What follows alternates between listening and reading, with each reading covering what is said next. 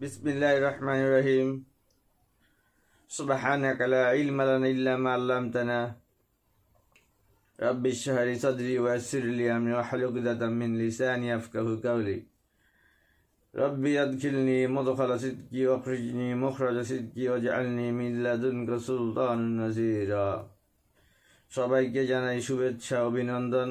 আমি কিছু কথা বলি, যার ভালো লাগবে শুনবেন, ভালো না লাগবে শুনবেন না, তবে সত্য কথা বলবো।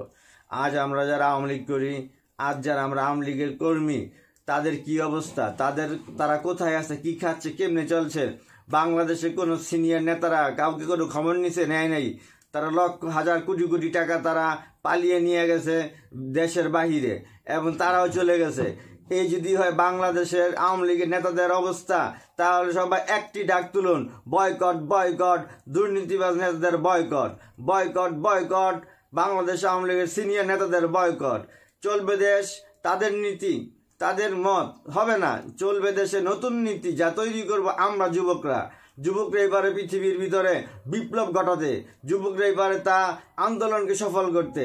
আজকে আওয়ামী লীগের কর্মীরা অবহেলিত, নির্যাতিত, নিপীড়িত। আপনাদের পাশে, আমার পাশে আমি কর্মী হিসাবে কিচ্ছু পাই না, বরং যে সারা জীবন তাদেরকে দিয়ে আসছি। তারপর তারা একবার খবর নেয় না। এমন নেতার গালে জুতা মারি আমি, এই নেতা না, এই জুতার ফিতা। তারা শেখ হাসিনার কোনো দোষ নাই, শেখ হাসিনার কানে গেলে পৌঁছইতো না, পাশে বসে থাকতো আসলে ৩-৪ লোক যারা কন্ট্রোল করতো বাংলাদেশ। কি কথা বলতো, ওবায়দুল কাদেরের কথা শুনলে খুব হাসি ছাড়া মানুষ, মরা মানুষও হাসবে ওবায়দুল কাদেরের কথা শুনলে। আর এমন এক নেতা রাজনীতি করছি, যে নেতা আমাকে ভালোবাসে, আবার হাইব্রিডে ভালোবাসে। এই যদি দলের অবস্থা, কয়দিন পরে আওয়ামী লীগের চিহ্ন থাকবে না। তাই ভাই কর্মীরা, আপনিই একা, আপনিই দল, আপনিই নৌকা, আপনিই পথ, এইটা নিয়ে আপনি নিজেকে নিজে বাংলাদেশ মনে করে নিজেরা মাঠে আসেন, সাইবার যুদ্ধ চলেন। সাইবার যুদ্ধের পর যদি আপনার বিপদও আসে, তো দলের লেগে বিপদ আসবো। আমরা জানি আমরা কিছু খাই নেই, কারোটা নেই নেই, কারোটা পড়ি নেই, সব নিচে নেতারা, তারা গেছে বিদেশে, রেখে গেছে আমাদেরকে কেউ ছাড়বে? আমাকে কেউ মারতে আসলে ভাই ওপেন চ্যালেঞ্জ, আসেন মারতে। আপনি ঠিকানা দিবেন, আমি চলে যাব, আমি ওইখানে যা আপনার দেখা করব, পারলে ওইখানে মাইরা দিবেন, তবে আদামারা করবেন না। যদি একবার বেঁচে উঠি, আমার রূপ আমি আপনাকে দেখাইতে পারবো। এত কথা যে বলতেছি, মনে করেন যে না আমার কাছে কিছু নাই, আমি বট গাছের ছায়া না থাকলে আমি জীবনে কিছু করতে পারতাম না। আমি যা বলতেছি হক কথা, সত্য কথা। আর বাংলাদেশ আওয়ামী লীগ না, বাংলাদেশের যে বিধান দিয়ে, বাংলাদেশ সংবিধানে যা লেখা আছে তার ভিতরে অবশ্যই উল্লেখ করতে হবে, এত বছর থেকে এত বছর পর্যন্ত একটা ছেলে, একটা মেয়ে, একজন নেতা, একজন কর্মী কাজ করতে পারবে। তারপরে তাদের আর এই দলে দরকার নাই। এই নীতি আমি চালু করব।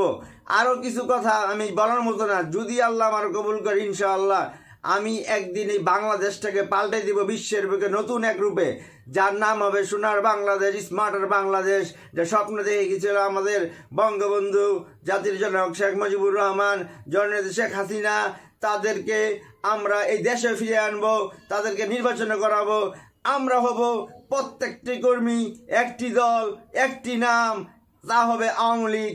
এটাই আমি, এটাই দল, এটাই নৌকা, এটাই মার্কা। এর ভিতরে ভোট দিবে জনগণ। যা অতীতে করেছেন তার জন্য ক্ষমা চান। আর ইনশাআল্লাহ আগামী যুবকরা হবে বাংলাদেশের ইতিহাসে সর্বশ্রেষ্ঠ আওয়ামী লীগের সুসংগঠিত শক্তিশালী যুব সমাজ, এবং যুবকদের হাতে থাকবে এমপি, মন্ত্রী সব। তাহলে দেখবেন এই দেশের ভিতরে কোনো নৈরাজ্য থাকবে না, সব ভেদাভেদ ভুলে যাবে। সব ভেদাভেদ ভুলে গিয়ে আমরা কাজ করবো আল্লাহর রহমতে ইনশাআল্লাহ। আজকে এই বন্যার কারণ কি? আজকে ভারত ইচ্ছা করে এই বন্যাটা দিচ্ছে। এটা যদি শেখ হাসিনা থাকতো তাহলে হতো না। আর শেখ হাসিনা পদত্যাগ হয় নাই, কেন হয়নি আমার অ্যানালাইসিস।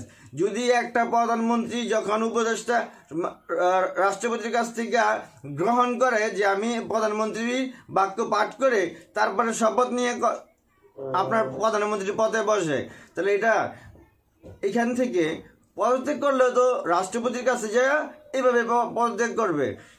সে পদত্যাগ করে নাই, শেখ হাসিনা বঙ্গবন্ধুর কন্যা, সে প্রতিবাদ করার মতো মানুষ, তার বুকে আছে সাহস, তার রক্তে আছে বঙ্গবন্ধুর চেতনা।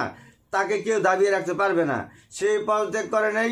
অতি শীঘ্র আমি বললাম দেখবেন ওনারা সবাই এই দেশে আসবে।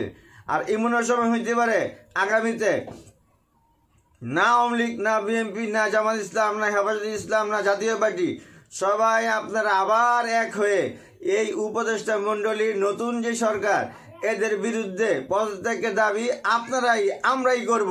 এই কথাটা আমি বললাম, আপনারা মনে রাখবেন।